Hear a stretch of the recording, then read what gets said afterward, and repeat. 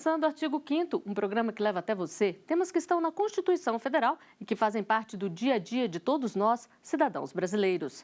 No programa de hoje, vamos falar sobre a violência contra mulheres. O artigo 5º determina que todos são iguais perante a lei, sem distinção de qualquer natureza, e garante a homens e mulheres os mesmos direitos e obrigações. E para falar sobre a violência contra a mulher, nós recebemos duas convidadas no estúdio do Artigo 5º. Está aqui conosco Ângela Maria dos Santos, delegada-chefe adjunta da Delegacia da Mulher.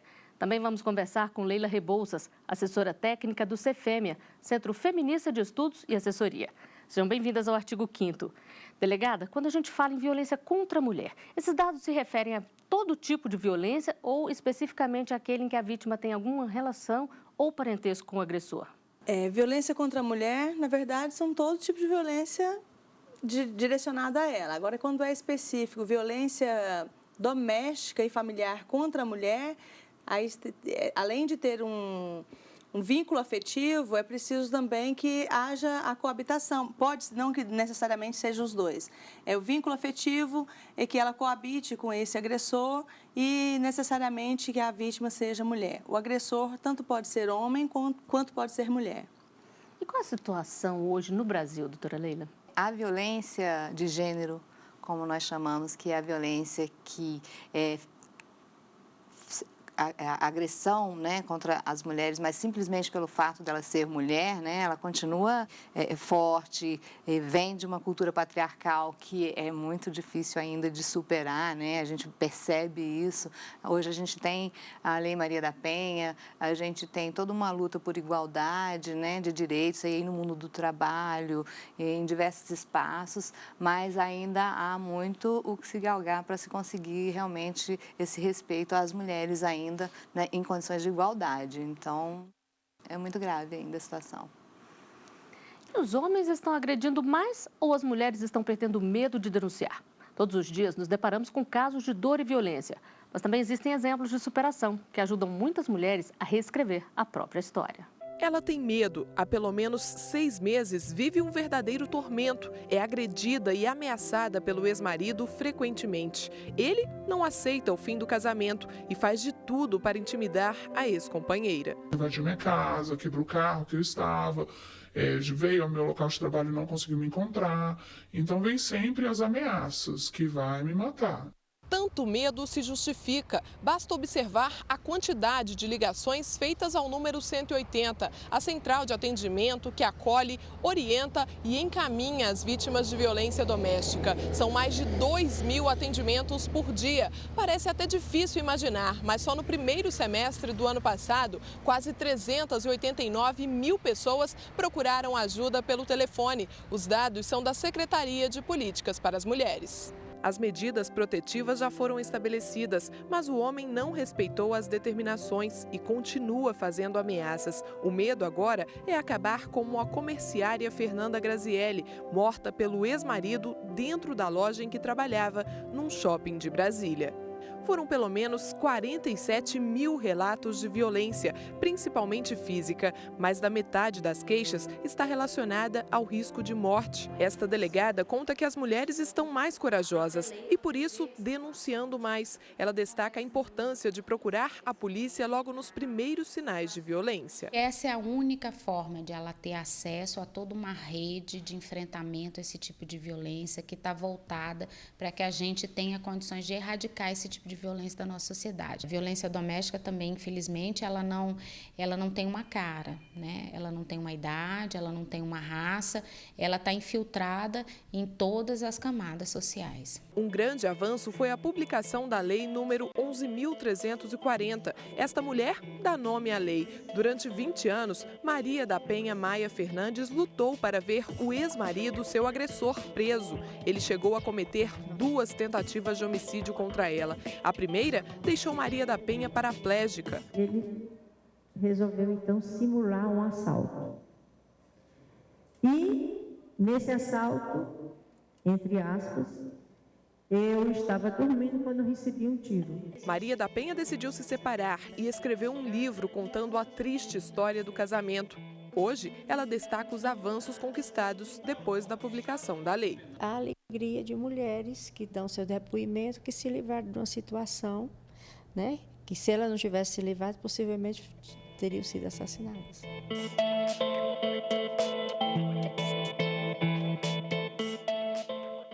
Doutora Ângela, as mulheres estão realmente denunciando mais? Com certeza.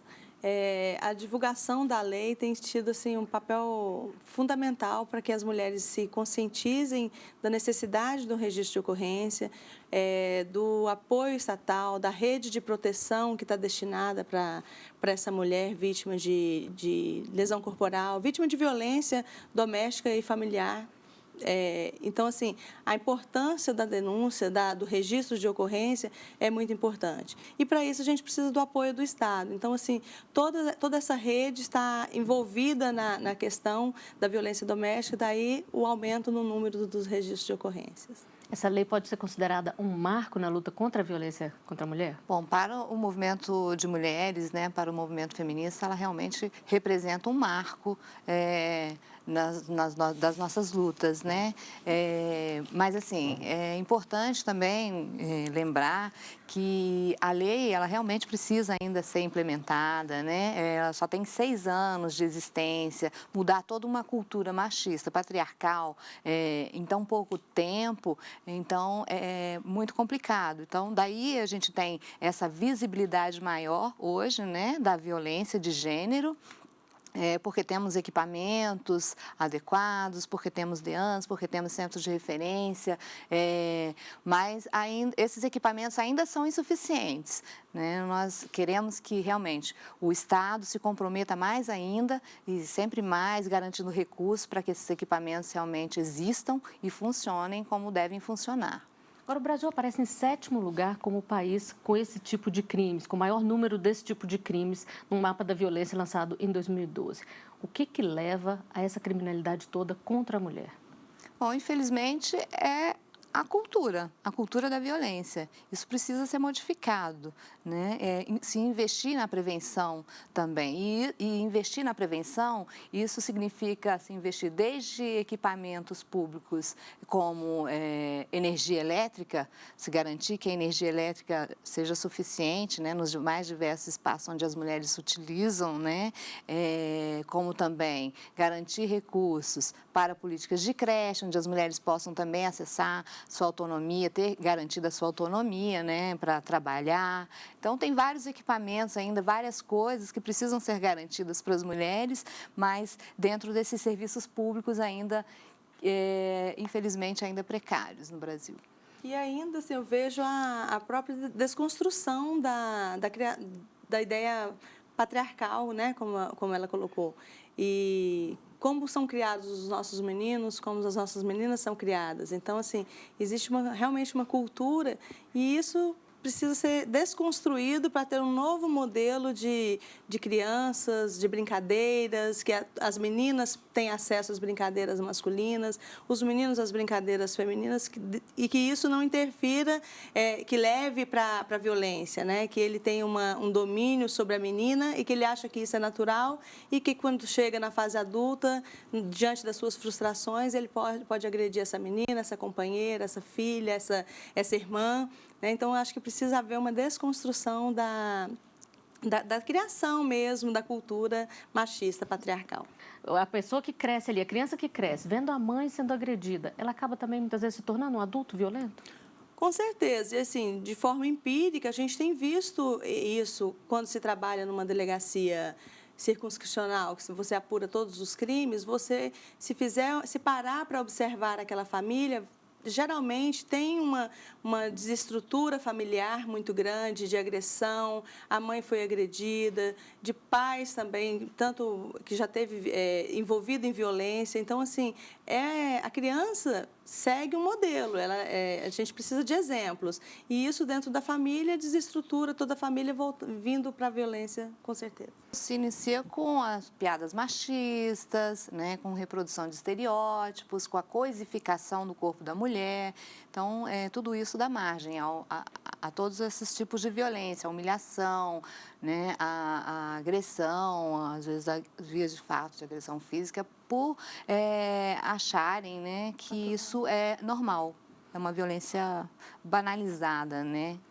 Quando a gente fala em violência, se pensa em agressão física, mas a agressão psicológica, a violência psicológica é muito grave também, né? A violência psicológica, ela causa transtornos sérios, assim, para as mulheres, né? E isso vai afetá-la não só no seu cotidiano, né? Mas na sua vida profissional, no trabalho, em diversos espaços. E as delegacias estão bem preparadas, doutora, para poder atender as mulheres, até onde não existe delegacia da mulher também? Como é que é esse trâmite? Então, no Distrito Federal, nós temos a Delegacia Especializada de Atendimento à Mulher e é a porta de entrada mesmo da violência doméstica e familiar contra a mulher.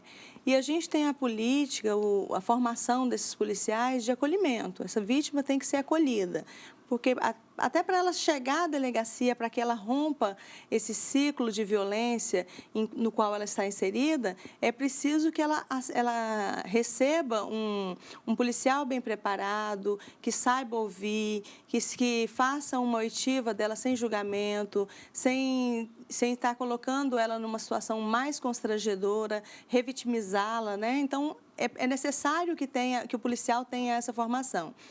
E todas as delegacias aqui do Distrito Federal têm uma seção de atendimento especializado também ao atendimento da mulher. Mas ela pode também registrar a ocorrência nos plantões das delegacias. Todas as delegacias estão aptas para realizar o registro dessa ocorrência. Delegada, e atualmente existe essa preparação também no restante do país? As delegacias têm sempre um setor preparado para atender mulheres?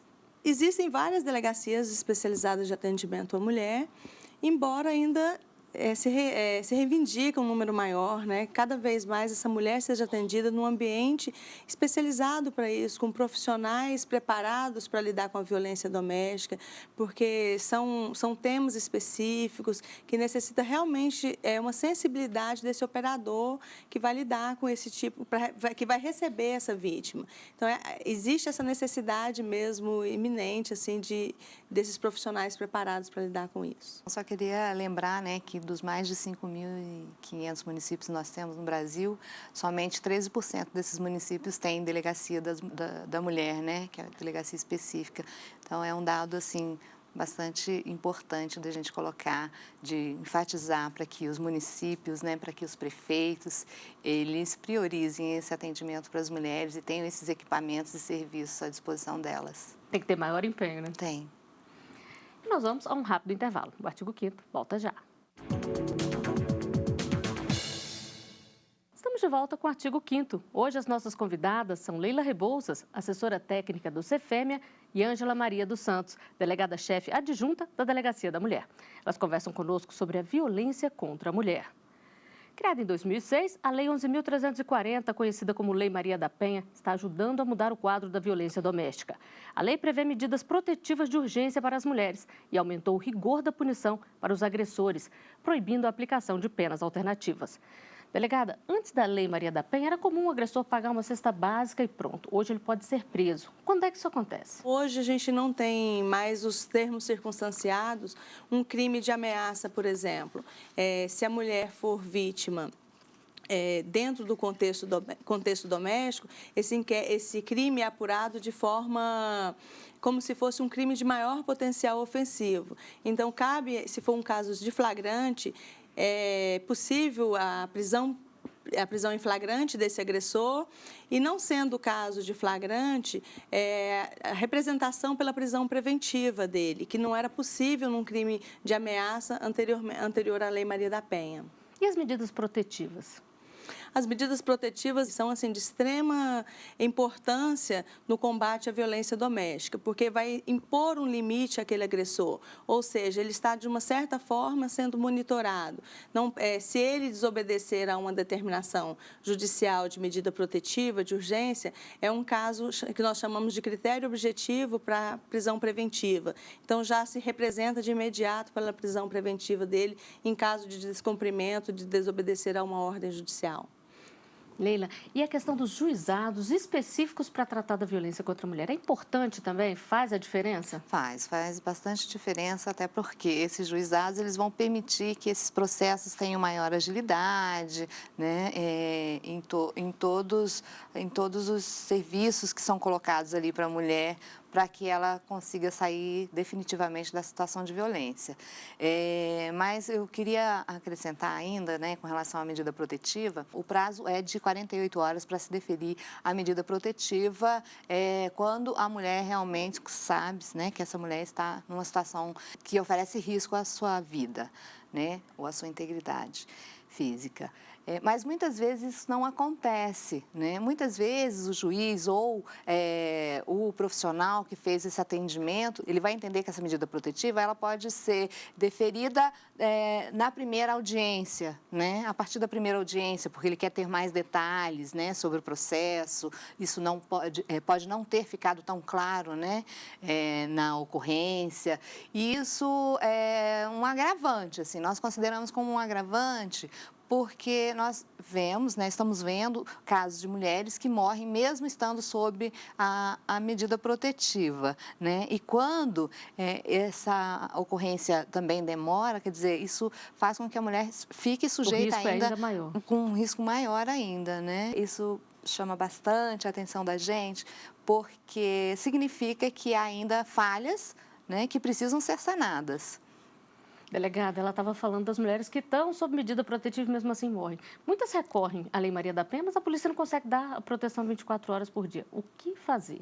Isso, a proteção realmente 24 horas é praticamente impossível do Estado estar de forma onipresente para dar esse apoio. Só que mesmo com medida protetiva, como a Leila falou, pode sim aquele autor, aquele agressor desrespeitar e vir a ceifar a vida ou agredir de forma mais violenta essa vítima. Daí a importância que nós temos da casa-abrigo. Então, todas as nossas vítimas, todas as nossas ofendidas que chegam às delegacias, é oferecida a ela o encaminhamento para casa-abrigo. Então, assim, a importância que é o prazo, talvez, do juiz analisar essa medida protetiva, de ser encaminhada essas medidas protetivas ao judiciário, da própria autoridade policial representar pela prisão preventiva desse agressor, que às vezes demanda uma certa investigação, demanda outros procedimentos que ela vai estar resguardada na casa-abrigo. E nas ruas, as pessoas falam sobre a violência contra a mulher. A equipe do Artigo 5º foi conferir as opiniões.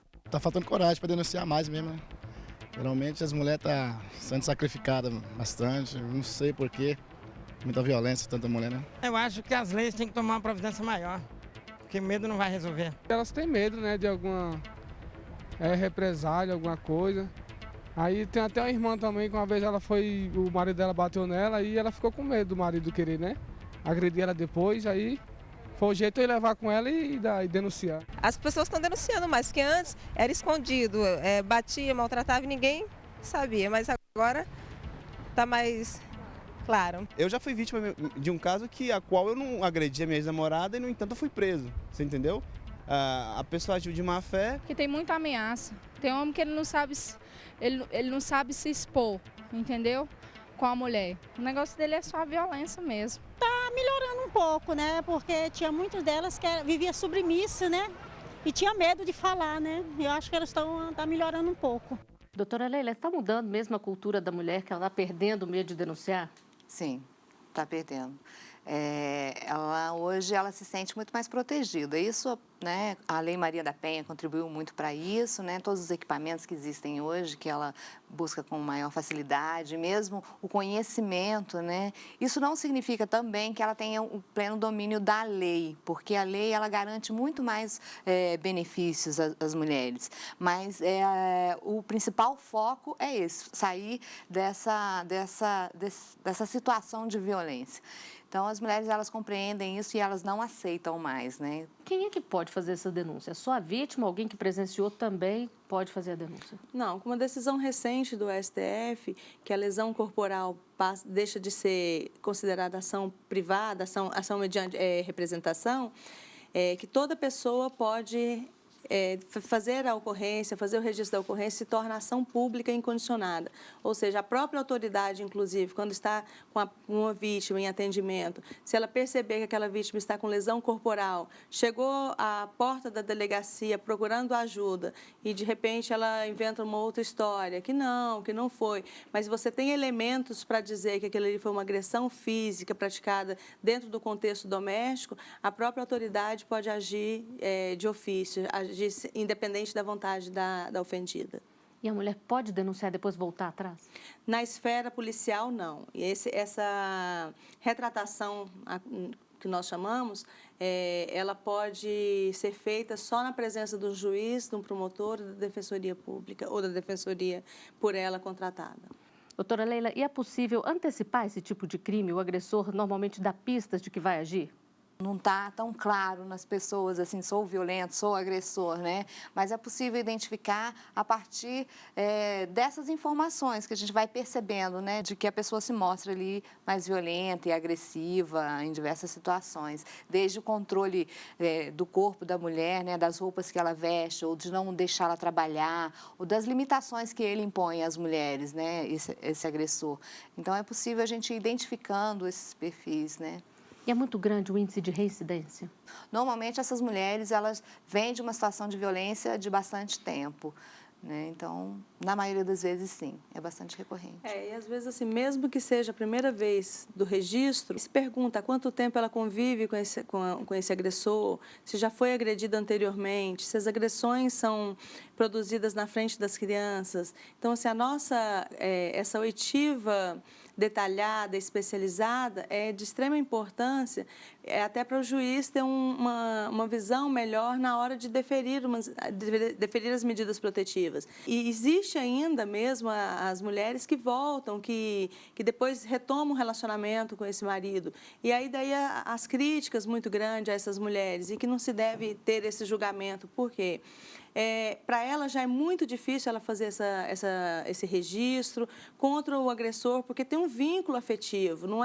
Ela não está denunciando uma pessoa que agrediu essa mulher na rua, um desconhecido. Não, é uma pessoa que ela ama, que é pai dos filhos dela, que tem um vínculo afetivo. Então, é muito difícil ela tomar a coragem e fazer essa denúncia. É bom a gente ter esse olhar para a gente entender que quando essa mulher foi lá, poxa, mas já tem tantas ocorrências que você registrou e está aqui de novo, não é esse olhar que a gente tem que ter. É um passo muito grande. É um passo muito grande que ela tomou, pelo contrário. Delegada, teve um entrevistado que falou que foi preso injustamente. Isso acontece? Qual é o procedimento nesses casos?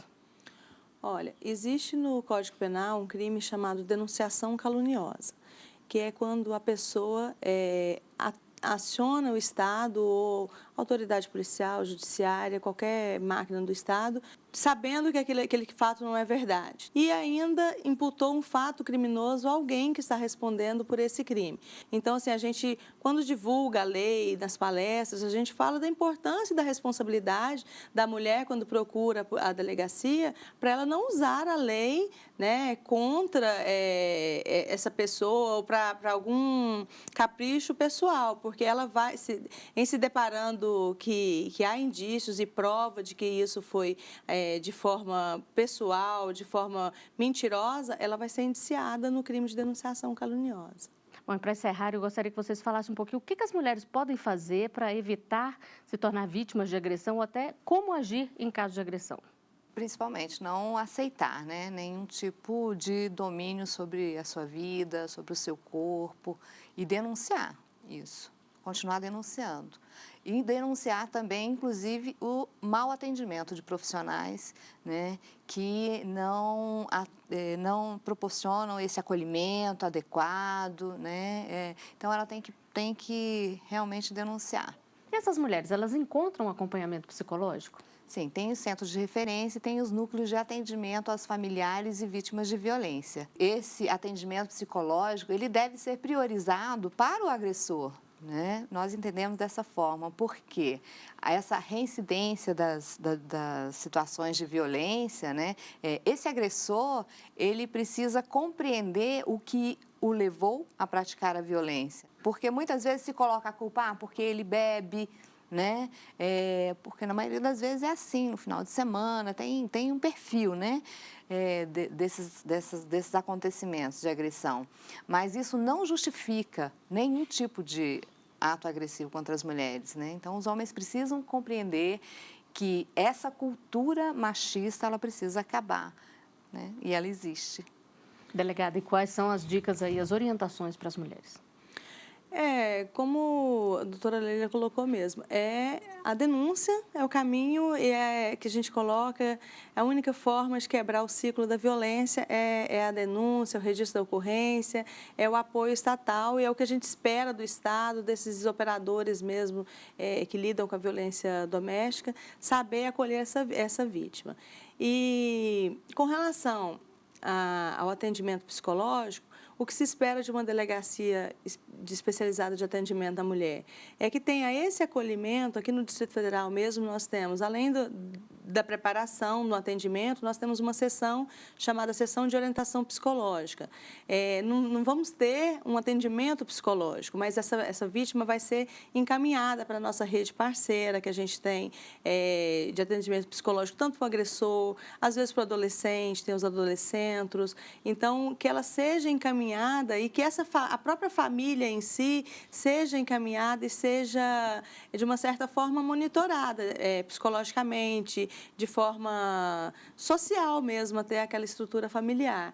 E aqui no Distrito Federal também nós temos um convênio entre o Tribunal de Justiça, a Polícia Civil, a Secretaria de Segurança Pública e uma faculdade da cidade, que esses alunos de Direito e de Psicologia fazem um estágio na própria delegacia. É uma forma diferenciada até dentro da realidade acadêmica desses alunos aprenderem a lidar com o tema de gênero, que não se é divulgado dentro das faculdades, ou os alunos não têm interesse em lidar com isso. Então, é uma forma interessante de ter uma nova perspectiva desses profissionais que estão sendo formados. E um modelo que pode ser seguido. Com certeza. Bom, e com essas explicações, nós chegamos ao final de mais um. Doutora Leila Rebouças, delegada Ângela Maria, eu agradeço a presença de vocês aqui na TV Justiça.